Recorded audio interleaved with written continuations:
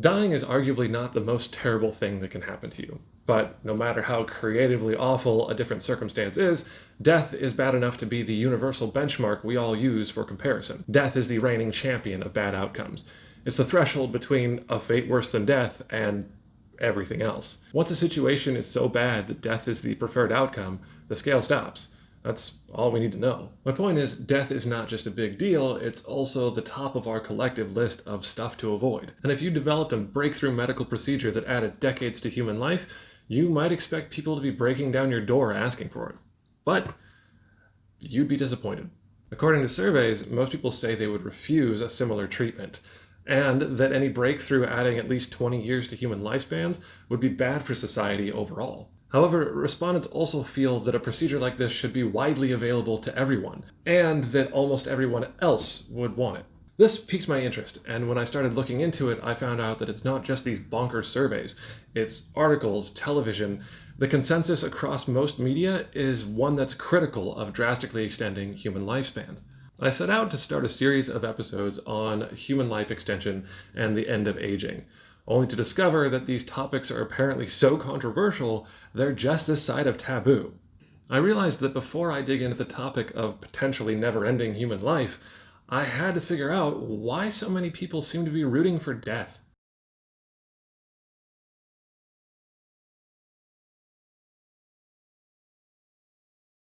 Just for some quick context, anti-aging businesses worldwide take in over $300 billion in revenue every year, which is roughly the entire yearly GDP of Denmark, or the collected wealth of the 50 poorest countries combined. Which means life extension is an oddly popular industry for a bunch of people who, according to surveys, aren't really into it. In 2013, Pew Research conducted a survey of 2,000 Americans and found that 56% of them said that they would refuse medical treatments that allowed them to live to 120. And when asked to imagine their ideal lifespan, 83% of respondents said under 100 years. This isn't an isolated incident.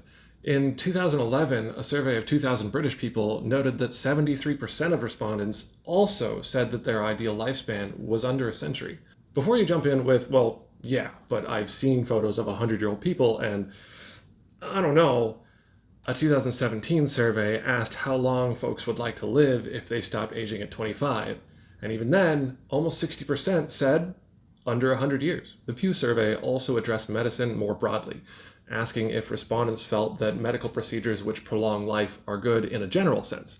And nearly 2/3 of people think that they are. Of this generally medical advances are good crowd, only half of them say that they'd want drastic life extension for themselves. And 40% of them say that that drastic life extension would be bad for society. Which to me is like somebody from 1935, back when life expectancy was around 50 years, saying, cure tuberculosis? Awesome. Cure for cancer?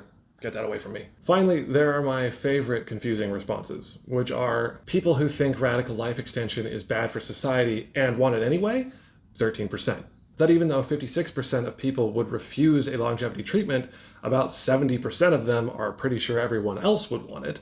That if you don't believe in an afterlife, you're even less likely to want to stick around on Earth by getting a medical treatment like this. 75% of people who think drastic life extension would be bad for society also think it should be widely available. And 40% of people who think drastic life extension would be good for society also say it's fundamentally unnatural. These are people that I would like to hang out with. So what's going on here? Let me put it this way. Over the last forever, most sciences have been male-dominated. And in 2014, we figured out that lab mice act very differently in the presence of only women versus only men, which might just skew the results of some 100-odd years of experimentation. Just like these lab mice, there's a huge but subtle flaw with survey respondents. In 1997, when surveyors made a cold call to somebody, almost 36% of people responded. By 2012, it was 9%. Most people see a number they don't recognize on their phone and they're just like, nope.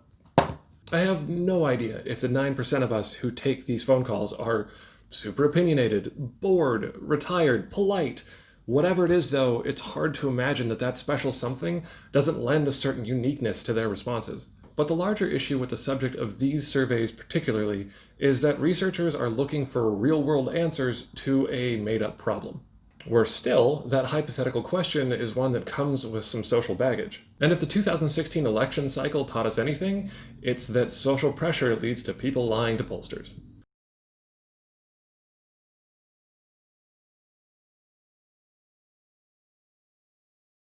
There's a disconnect between the way survey respondents think about medicine more generally and life-extending technology specifically. When most of us picture a cure for aging, we think of a magic pill or the single operation that bestows youth. In reality, medical advances and life extension technology are the same thing. Any medical treatment is life-extending technology. Right now, those treatments are a frantic attempt to keep pace with the symptoms of aging, not an address of the cause, because, medically speaking, we don't completely understand what aging is. But in practice, we know from experience that it's a cumulative process, not a singular event. If you were a car, death from aging wouldn't be swerving off the road into a tree, it would be this.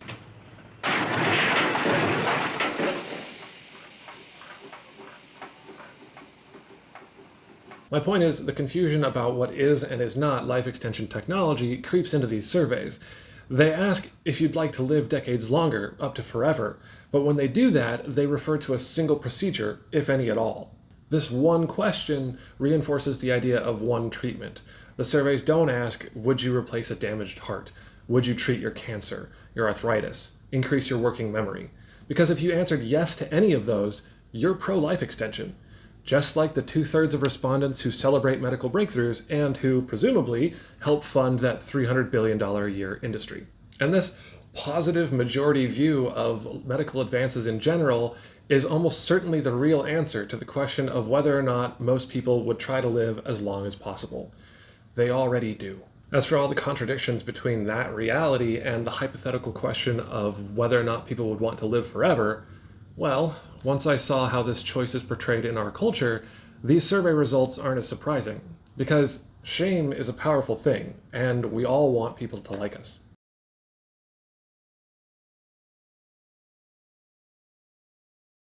Let me put it like this. If I asked you whether you'd prefer to be able to fly or turn yourself invisible, which one would you choose? Well, once again, according to surveys, the vast majority of you would choose flight. And if this was a real choice, not a hypothetical question, that's the wrong answer for almost all of you. Here's why.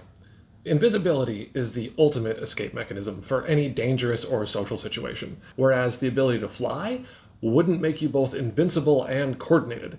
It doesn't save you travel time unless you can fly a lot faster than you can run, and if you can do that, the first time you fly home a bit tipsy from a party, adios. Even if you manage not to wrap yourself around a power line, flight is only useful when you're young and your knees can take the landings. When's the last time you saw somebody over the age of 40 even jump? Flight, in almost every case, is the wrong answer. At least, it's the wrong answer in a situation where you're actually choosing a superpower. But that's not where we see this question. No one is asking you because they secretly have both an invisibility cloak and a jetpack behind their back, and they're just not sure which surprise you'll like more.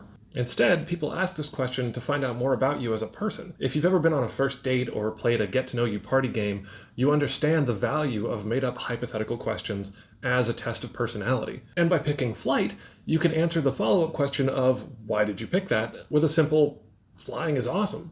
Whereas choosing invisibility forces you to figure out an answer which doesn't make you sound creepy at best. Forbes even ran an article noting 70% of CEOs choose flight, and therefore, probably people who choose flight are adventurous and confident, which has just as much factual basis in reality as saying that people who choose flight are 4 to 12 times more likely to be psychopaths, just like CEOs, which it turns out is much closer to the prevalence of psychopaths in prisons than it is in the general population. Even so, you can see how these survey results reflect and reinforce our cultural norms. And because your choice of a superpower has no basis in reality, but is in fact a hypothetical personality test type question, picking flight is absolutely the right answer. At least it's the one that's easiest, most popular, and most likely to make you well thought of. Meanwhile, regarding life extension, that the question of living forever could be anything other than a personality test is a pretty recent development. And if would you want an infinite lifespan is a fantasy question, no is probably also the right answer. Because to just come right out and say, perpetual youth, 1,000 years of life, I'm up for it, is still considered a bit crass, selfish, and avoidant. Actually, there's a good chance the response will be questions like, what's wrong with you? You should be ashamed of yourself. Why do you hate the earth, the poor, and future generations?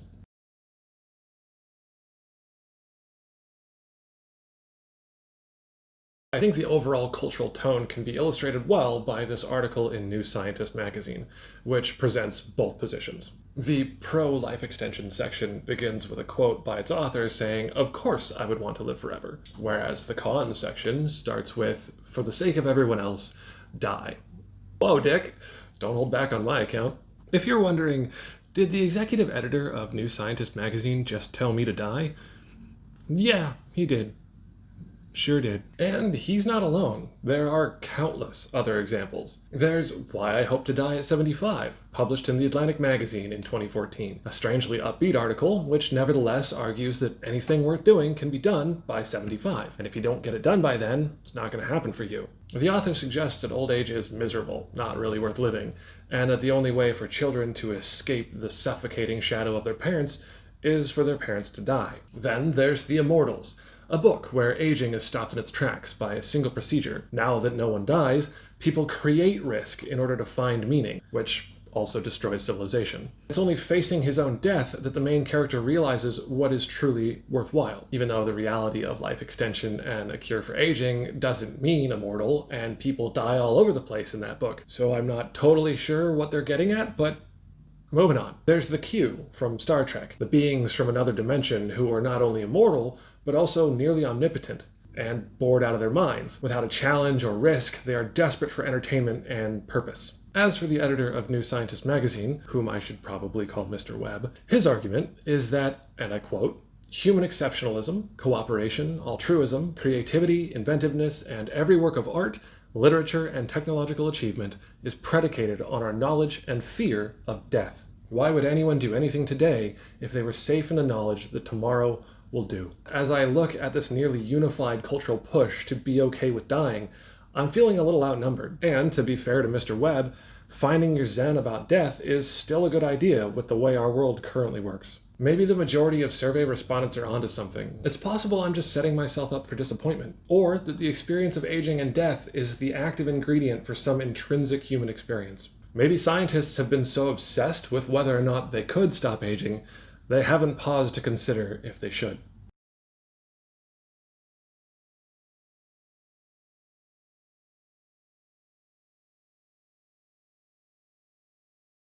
Two of my favorite writers both take a position that acceptance of death and our ultimate insignificance can be a source of liberation and a tool for finding perspective and personal meaning. This is a puppy. It's not related to anything I'm about to say, but before we dive into what our discomfort with human life extension says about how we approach death, existence, and finding purpose in our lives, I thought you might want a little break. We good? All right. Humans invent a lot of stuff, but probably the thing they invent most is meaning. We find meaning in our emotions, in events, our circumstances. If no meaning is obvious, we will straight up invent one, and we will protect it. Every 4-year-old on the planet wants candy, a puppy, and to know why. If we attach meaning to something as insignificant as finding a mutant clover, and as arbitrary as the date you're born, it should be no surprise that the meanings we've attached to death are some of the most influential in the world. Death is significant any time it plays a role in our lives, and aging is the constant reminder that I am not immune. Aging is the one experience every human shares while they're alive, and it always goes the same way in one direction: birth, youth, adulthood, old age, and death. Everyone I know will die. I will die. And someday everyone who knew me will die. Death is the great undoer of meaning, and it's a stark reminder of what Mark Manson calls the uncomfortable truth, that in the grand scheme of everything that does now or will ever exist, nothing you do really matters. But we don't really believe that, do we? Our human ability to invent meaning shields us from existential despair. The idea that everything happens for a reason is not just a super common way to deal with tragedy. It's also a central tenet in almost every major religion and life philosophy. A staggering volume of human cultural expression acts to lend nobility to aging and meaning to death. We've built ourselves an extensive menu of options for confronting the uncomfortable truth, mostly so we can stop thinking about it and go about our day. And far from criticizing, I think this is an essential human ability and is working as intended. That said, this protective practice is arguably the main difference between science and everything else. Science, as a discipline, seeks to explain how the universe works. Those other things are our attempts to express what it's for and to find a meaningful place for ourselves in it. Historically, that different approach made science pretty unpopular. Even today, accepting a scientific worldview is not common, especially when that worldview threatens these stories that we cling to for meaning. In that exploration of what is and is not possible, science is forging ahead in ways that force us to challenge our own assumptions about what it means to be a human in this universe. And kind of everything about the scientific exploration of extending human lives does just that. Sure, not aging means no arthritis, but it also means there's no longer a finish line in life. It limits the options for dying peacefully in your sleep from some unfelt bodily failure. And it forces us to reevaluate almost every metric we currently use to define success. It's completely understandable that our initial response to something as monumental as drastically delayed death has been rejection and suspicion. We're the things that can look at 90 billion trillion galaxies and think, I'm important. Of course we're not letting go of that comfort that we worked so hard for in the face of existential annihilation. Since the birth of language and writing made it possible for us to hand these lessons down to our descendants, humanity has had eons to collectively come up with ways not to freak out about death. And the possible end to aging upsets some of the peace we've made with the most uncomfortable inevitability in our existence. It's difficult to acknowledge that we might be the first generation for whom a human lifespan becomes meaningless as a measurement of time. And if that happens, it will be both a great accomplishment for us, as well as a nearly unbearable tragedy for everyone who has come before. And there isn't some vast cultural struggle that we can mine for guidance for what to do with ourselves over a few hundred years of life. No one's ever had that choice before. No one's ever faced that problem. So, what do? Are we on our own?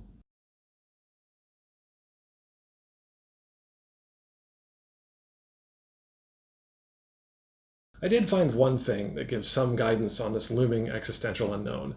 It's a cinematic masterpiece from 1993 called Groundhog Day. In this movie, a character is doomed to repeat the same day, thousands and thousands of times. Dying makes no difference. Every day, he wakes up in the same place, at the same time, to the same song, the same weather, the same everything. He can do whatever he wants during the day, but it inevitably leads to the same result. Any action the character takes in this world is rendered ultimately meaningless by the passage of time. The power of death to provide context or meaning is gone. Death doesn't matter.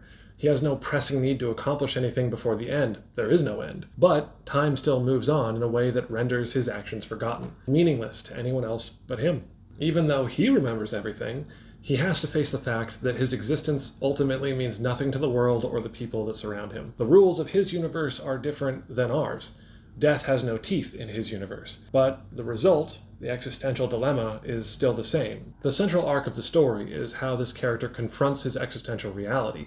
How does he create meaning for himself? And that's the thing. Our amazing ability to invent meaning protects us from being overwhelmed by the magnitude of those forces outside of our control. It's such an instinctive shield for our psyche that it can be hard to realize that we've done it, and difficult to remember we can do it by choice. While life extension absolutely will force us to reevaluate almost every assumption we have about life, relationships, accomplishment, and meaning, it does, at the very least, promise to provide more time to find that meaning for ourselves.